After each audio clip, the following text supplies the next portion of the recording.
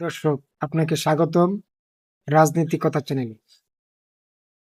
আবারও হাজির হলাম নতুন একটি ভিডিও নিয়ে।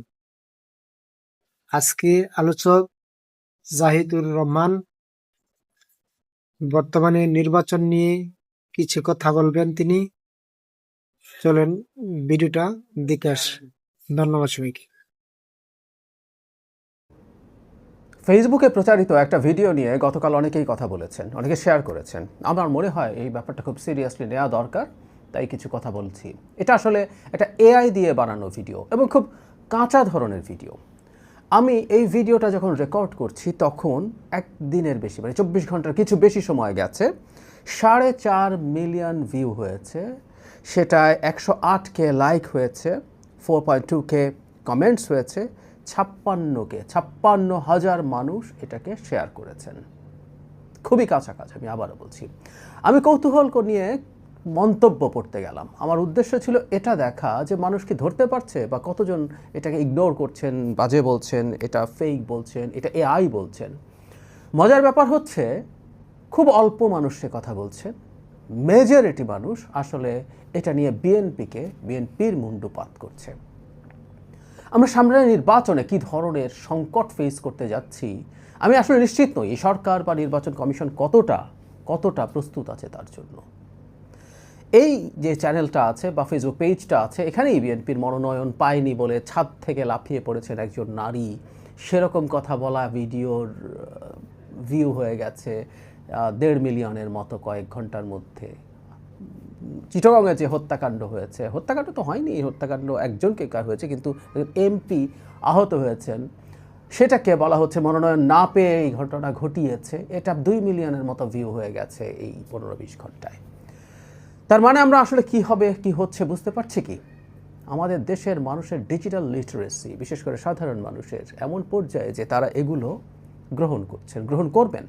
খুবই অ্যালার্মিং একটা সাইন। এটা শুধু নির্বাচন বলে না, ভবিষ্যতে কোনো ধরনের কেওস বাঁধিয়ে দেওয়ার জন্য এগুলো খুব দুর্দান্তভাবে ব্যবহার করা যেতে পারে। খুব ছোট ছোট ক্লিপ, 15, 16, 20 সেকেন্ড। যদিও একটা ইন্টারেস্টিং স্টাডি আছে, সেটা হলো এই ধরনের ফেক ভিডিওর জন্য 8 সেকেন্ড হচ্ছে 8 সেকেন্ড হচ্ছে সবচেয়ে ভালো পথ। এর মধ্যে মানুষ আসলে বাস্তব, মানে এটা ফেক বা জেনুইন ধরতে দেরি হয়ে যায়। আবারও বলছি, এটা এত বাজে, এটা ভালো ভিডিওর ক্ষেত্রে। ভালো ভিডিও খুব মনোযোগ দিয়ে দেখলে মানুষ ধরে ফেলতে পারার কথা। এগুলো সবই বারবার বলছি ওয়েস্টের ব্যাপার। এটা এত কাঁচা যে এটা আমরা এভাবে কানেক্ট করছে। এটা কেন কানেক্ট করছে সেই জায়গায় আসবো, কিন্তু নির্বাচন কমিশন আসলে কি করছে? আমরা আসলে এমন একটা সময়ে চলে এসেছি, আমার একটা বইয়ের কথা মনে পড়ছে, the age of surveillance capitalism, Shoshana জুবফের একটা বই। ওনার এটা না পড়লে ওনার লেকচার পাওয়া যায় ইউটিউবে, আমি আশা করি আগ্রহীরা এটা শুনে নেবেন। খুবই চমৎকার ইনসাইটস আছে। একটা জিনিস আমি একটু এখানে উল্লেখ করতে চাই, এই বইটা উনি 5-6 বছর আগে লিখেছেন।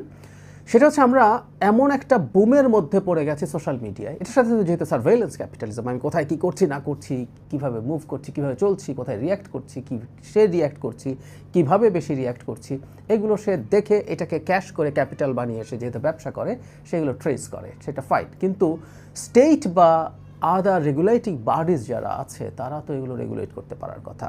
সমস্যা হচ্ছে আমরা যথেষ্ট পরিমাণ রেগুলেটরি বডি, লজ এগুলো তৈরি হওয়ার আগেই সোশ্যাল মিডিয়ার এরকম বুম হয়ে গেছে। ফলে এগুলো নিয়ে আমরা কি করব আমরা ঠিক কুলিয়ে উঠতে পারছি না। আমাদের এগুলো যত স্লোলি তৈরি হয়, এটার ডেভেলপমেন্ট তার চাইতে অনেক বেশি ফাস্টার হয়ে যায়। এখন এআইকে আমরা যদি যোগ করি তাহলে ব্যাপারটা কেমন দাঁড়ায়? এটা একটা বিভৎস ব্যাপার হয়ে দাঁড়াচ্ছে। আমরা খেয়াল করি নির্বাচনকে সামনে রেখে যে কোনো কিছু হতে পারে, যে কোনো একজন ক্যান্ডিডেটকে টার্গেট করে এই ধরনের এআই ভিডিও বানিয়ে তার চরিত্র হনন করা হতে পারে। কোনো একজন ক্যান্ডিডেট ধর্ম নিয়ে ডেরোগেটরি মন্তব্য করছেন, যেগুলো নিয়ে খুব সহজে বাংলাদেশে কেওস তৈরি করা যায়, দাঙ্গা বাঁধিয়ে দেওয়া যেতে পারে, এই ধরনের পরিস্থিতি করা যায়। কোনো একজন ক্যান্ডিডেট নির্বাচন থেকে সরে দাঁড়াচ্ছেন, তিনি তার দলের প্রধানদের বিরুদ্ধে কথা বলছেন। মানে আপনি নিজে চিন্তা করুন আসলে কী বলা যায়, কী করা যায়। এই হচ্ছে পরিস্থিতি, এবং এই দেশের মানুষ এগুলো বিশ্বাস করে, অনেক মানুষ বিশ্বাস করে। এগুলো ভোটের রাজনীতিতে সেটা কাজ করবে, অনেক ক্ষেত্রে বয়ানে কাজ করবে না সেই মেজরিটি। কারণ হলো যারা বয়ান তৈরি করেন তারা এগুলো হয়তো অনেকেই ধরতে পারবেন, কিন্তু সমস্যা হচ্ছে ভোটের রাজনীতিতে সবারই ভোট আছে, সবারই একটা করে ভোট আছে। আমরা বর্তমান ডিজিটাল যুগে ইকো চেম্বারে বাস করি, মানে আমি আমার পছন্দের মতো সত্য, পোস্ট ট্রুথ ওয়ার্ল্ড বলে, আমরা আমাদের পছন্দের মতো সত্য খুঁজে বেড়াই, যেটা শুনতে আমার ভালো লাগে। সত্য কঠিন হোক, কঠিনেরে ভালোবাসিলাম না, সেই রকম না। এখন সত্য কঠিন না, সত্য কমফোর্টেবল সত্য পাওয়া যায়। আমি যেমন সত্য শুনতে পছন্দ করি, সেই রকম জায়গা আছে, সেই রকম ইকো চেম্বার আছে, চ্যানেল আছে, ফেসবুক পেজ আছে, তারা আমাকে সেই রকম কথা শোনায়, সেই রকম কথা শোনায়। আওয়ামী লীগের পেজে গেলে দেখা যাবে বাংলাদেশে বহু কিছু ঘটে যাচ্ছে। আওয়ামী লীগ বিরাট সব মিছিল করছে, সরকার পতন ঘটিয়ে দিচ্ছে, সেনাবাহিনীর মধ্যে বিরাট দ্বন্দ্ব, ডক্টর ইউনূসের আর বেশি দিন বাকি নাই, শেখ হাসিনা যে কোনো দিন ফিরে আসছে, লোকজন এটা গিয়ে দেখতে পারে। আবার একইভাবে বাংলাদেশে যারা 5 বছর ক্ষমতা রাখতে চায়, ইউনূস সরকারকে রাখতে চায়, সেনাপ্রধানকে ফেলে দিতে চায়, সকাল বিকাল সেনাপ্রধান পড়ে যাচ্ছেন টাইপের আলাপ পাওয়া যায়। সো মানুষ ওগুলোতে গিয়ে কানেক্ট করতে থাকে। ফলে নির্বাচনেও এই ঘটনাগুলো ঘটবে। যারা তার পছন্দের বা অপছন্দের প্রার্থী আছে তাদের প্রতি এই ধরনের কাজ যে কোনো দল, যে কোনো দিক থেকে হবার সম্ভাবনা আছে। আমি বারবার বলছি যে আমাদের প্রস্তুতি কতটুকু আছে, এই সরকার বেসিক আইন শৃঙ্খলা রক্ষা করতে কতটুকু পারবে সেটা নিয়েই প্রশ্ন আছে। এখানে তাদের প্রস্তুতি কি, কতটা, আমি আসলে একেবারেই জানি না। আমি সিরিয়াসলি ধারণা করছি সামনের নির্বাচনে এটাই সম্ভবত সবচেয়ে বড় চ্যালেঞ্জ হতে যাচ্ছে।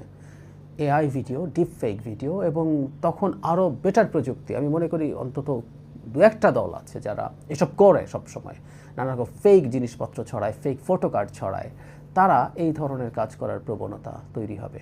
নির্বাচন কমিশন কী করবে আই রিয়ালি ডোন্ট নো। দলগুলো এই ব্যাপারগুলো নিয়ে সিরিয়াসলি ভাবা দরকার, কারণ এবার একেবারেই ভিন্ন মাত্রার, ভিন্ন ধরনের একটা নির্বাচন হতে যাচ্ছে।